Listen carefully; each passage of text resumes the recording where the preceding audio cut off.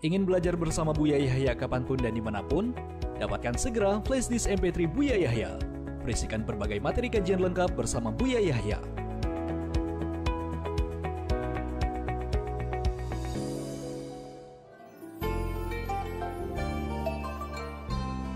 Assalamualaikum warahmatullahi wabarakatuh. Assalamualaikum warahmatullahi wabarakatuh. Nama saya Sayyidina Muhammad wa ala ali Sayyidina Muhammad. Sallallahu.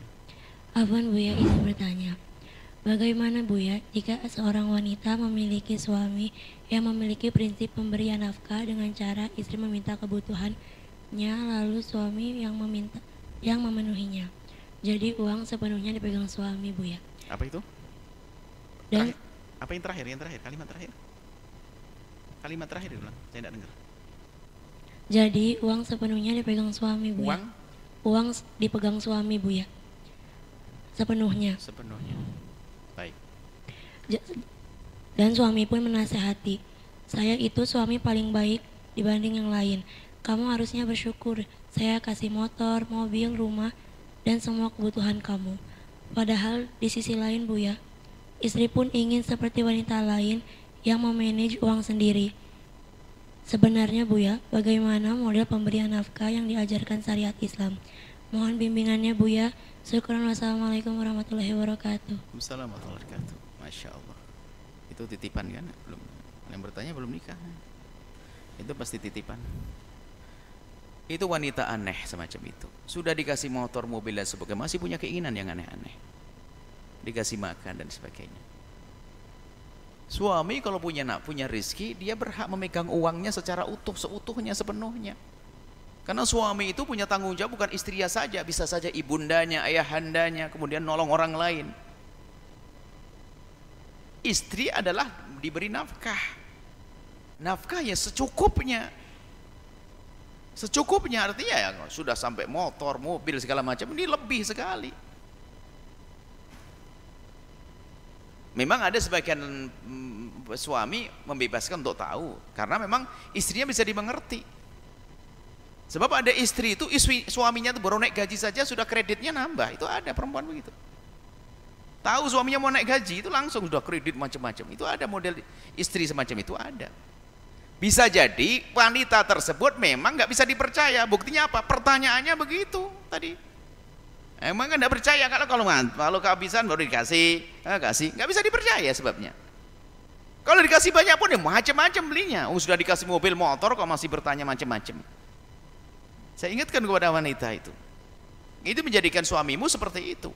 Tapi kalau seorang istri Masya Allah kadang dikasih nafkah pas-pasan, tapi di saat suami butuh ada, ini kan hebat, bisa menyimpan apa, menabung dan sebagainya. Jadi kewajiban seorang suami memberikan nafkah kepada istrinya secukupnya tentunya, sesuai dengan martabatnya dia, sesuai dengan keadaan lingkungannya seperti itu. Jadi yang wajar seperti itu.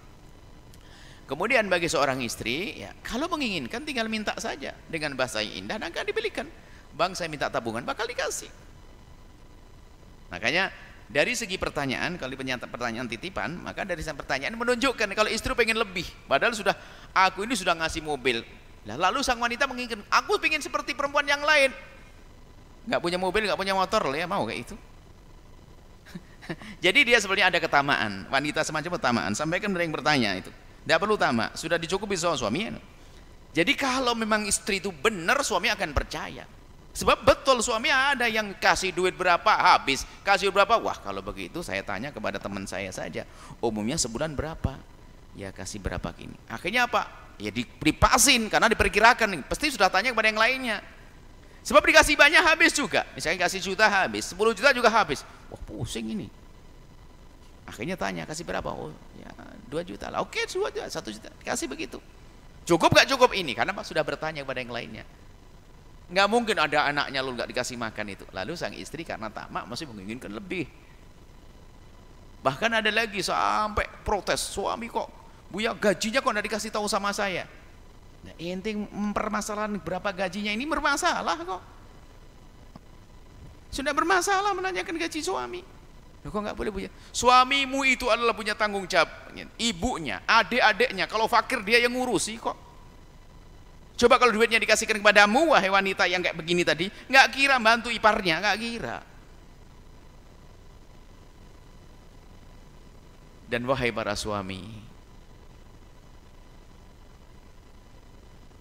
dalam hubungan, dalam urusan dengan istri harus tidak cukup urusan fikih, nafkah pas. Ya jangan pelit-pelit amat dong sama istri. Ini bab lain loh ya, nasihat untuk suami. Di dalam bab fikih begini, nafkah sebegini-begini. Wah, Anda suruh nyuci baju sendiri nanti. Jadi ada saat kita itu berkasih sayang, bukan sekedar. Jadi bicara tentang berapa sih nafkah itu adalah di saat terjadi persengketaan. Dalam keadaan damai, suami akan berikan lebih. Jangan belit-belit amat dong sama istri. Berikan yang lebih, Masya Allah, kasih sayang. Dia yang menyusui putramu, dia yang menyucikan bajumu, dia yang menanakkan nasimu, Masya Allah.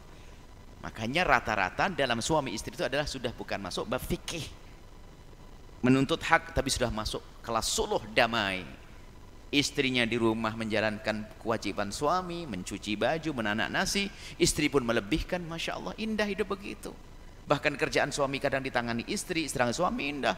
Ini main tanya berapa gaji suami, ini macam-macam, waduh hidup enggak enak bener kayak begitu tuh. Itu nanti mendengar suaminya bantu adik iparnya, ya sudah, bantu adiknya sendiri, adikku nggak dibantu. Lah adikmu kan lain, bukan adiknya dia. Kalau dia kan punya adik, punya kewajiban beri nafkah adiknya, apalagi ibunya meninggal, bapaknya meninggal. Lah kalau adikmu, adiknya istri, ya itu bab kebaikan seorang suami yang hebat, maka memperhatikan adik istrinya juga. Cuman secara kewajiban hanya adiknya yang wajib dong. Urusan duit-duit dia kok. Cuman saya juga gemas kepada laki-laki yang Masya Allah pelit sama istrinya, pelit banget, Masya Allah. Bahkan ya betul, nggak dikasih beneran, kalau nggak ditagih tidak ngasih, ngandalkan karena istrinya punya gaji. Dan gaji istrimu itu adalah tabungan buat dia, yang wajib beri makan adalah engkau wahai suami.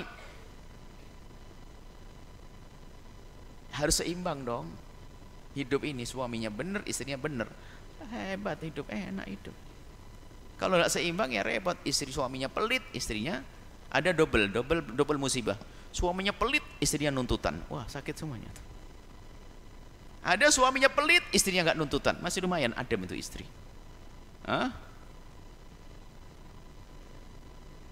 Yang satu lagi adalah istrinya nuntutan, memang suaminya dermawan, wah habis tuh, nggak bisa jadi apa-apa itu, habis, nggak punya tabungan tuh suami, nyungsep terus itu. Wah, itu.